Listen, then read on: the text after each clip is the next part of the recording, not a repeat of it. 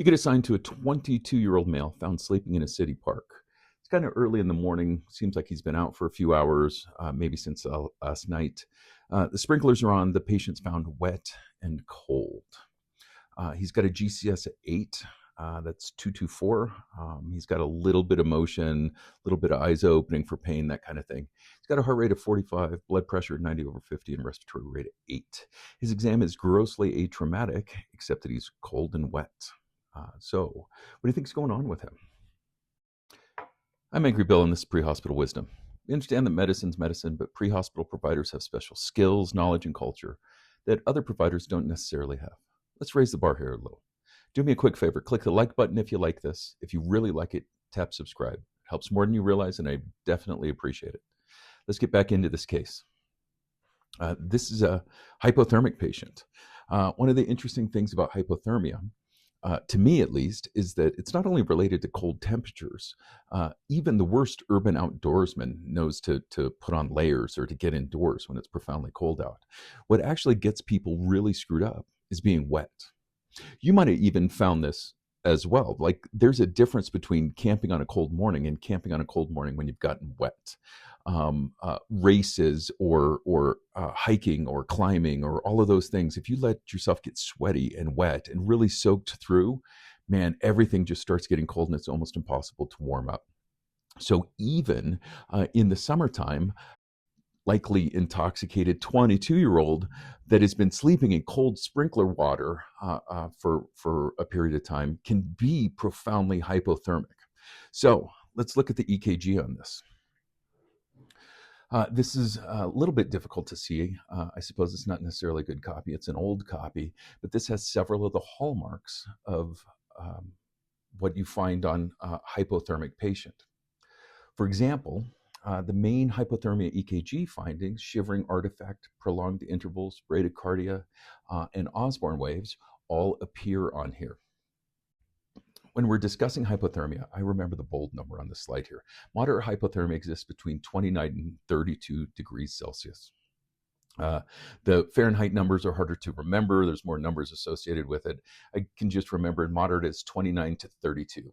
So above 32 is mild, and below 29 is severe. And that way I just have to remember one number.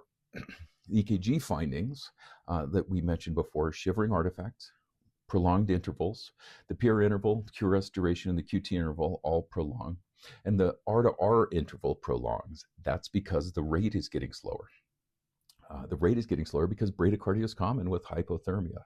That could be sinus bradycardia, junctional rhythms, even AFib with slow ventricular response in people that aren't otherwise disposed to AFib. You can also see several degrees of AV blocks, including high-grade AV blocks.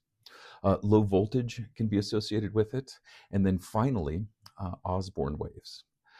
Osborne waves aren't actually related to Ozzy here. They're related to a notch in the terminal portion of the QRS. It's roughly, the size of the notches are roughly proportional to the degree of hypothermia, but it varies from patient to patient. The actual Osborne waves are named after a physician that described them in 1953 named John J. Osborne, being named in his honor. But the prominent the J point notching was first reported in 1938 by a guy with an unpronounceable last name, Thomas Zewski. Yeah, good luck with that, sorry. But they're named after John J. Osborne. So in any case, going back to this EKG, the bradycardia is fairly obvious. The widened QRS is obvious. Prolonged QT intervals is obvious. But zooming in here in lead 2 and lead 3, you can see these prominent Osborne waves. Those are what's widening the QRS out. That's adding to the degree of QRS width. That's not a RR prime. That's actually an R wave followed by an Osborne wave. And I can see that in many of the other leads. There's Osborne waves here in V3 and V4 and V5, V6. All of those are actually not bilateral QRS complex waves. That's severe Osborne waves. Here's another example. This is in a patient that has slow AFib. I don't know the actual specifics of the patient description, but this is a good example, especially in the V leads, V2, V3, V4, of Osborne waves here. This is a case from an ICU. This is a patient that had ROSC. So I was researching patient follow-up and wanted to see the EKG, and my first thought when I saw this was, good Lord, ICU nurses, get this guy a blanket.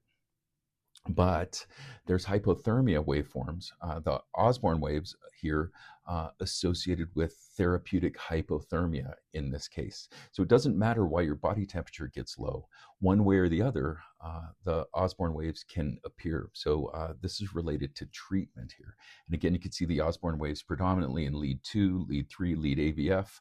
You can see negative Osborne waves in V2, V3, V4 a little bit. Those are Osborne waves associated with hypothermia. In this case here, there are prominent Osborne waves that confuse part of the QRS. Someone helpfully circled it here, but zooming into lead 3 and lead AVF, you can see these Osborne waves immediately following the QRS. Let's talk about another case that I once ran. I was responding to a late 30s male that was living in kind of a halfway house type of place, like single room apartments with a hot plate and a bed, those types of places. The manager in this place is used to kind of his tenants being not of the most healthy, and so he went into an apartment to perform some maintenance and found the resident having a tonic-clonic seizure on the floor. Now, this is the kind of guy that has probably seen a lot of seizures. I believe him when he says this patient's having a seizure, so we're going on a seizure. We find him no longer seizing. He's unresponsive, but his eyes are open. He's got frank evidence of upper and lower GI bleed in both directions, kind of spread out on the linoleum. He's got a blood pressure of 80, palpated, heart rate of 80. He's got a respiratory rate of 22 and snoring, and a blood sugar of 488. So he has a lot of problems here. After the extrication was performed, it wasn't an especially easy place to get out of, and he's covered in blood, and it was just a complete and utter mess. Once we got him in the ambulance, we found this, and the first thing I said is, great, that's what he needs, another problem. So I know it's a bad tracing, I know it's a bad copy, but you can see what his other problem is not even being wet, not even being necessarily in a cold environment, just laying on a linoleum floor can suck enough of the body heat out to make this patient hypothermic. And so you can see the Osborne waves in the inferior leads. You can see negative Osborne waves in AVR, V1. You can see the Osborne waves over in the lateral leads of V4 through V6. Those are Osborne waves, and that patient was indeed pretty cold. So as a review, a lot of times you could see shivering artifact on the baseline. All intervals prolong. You end up with bradycardias. There can be sinus bradycardia, junctional rhythms, AFib. You can even see AV blocks. Sometimes you could see low voltage, and then the kind of the pathognomonic EKG finding is Osborne waves or J waves at the terminal portion of the QRS. So let me know if this is helpful to you, or if you already knew about Osborne waves. Found any value at this? If you found any value at all from this video, click like and subscribe. One of the most helpful things you can do is share this content with someone you know. Click over on the right for another video, or click over here on the left for the channel page and all videos. Subscribe's a button below, and I'm trying to hit 1,000 subscribers. I'm Angry Bill. This is Prehospital Wisdom, and until next time, stay safe, stay warm. See ya.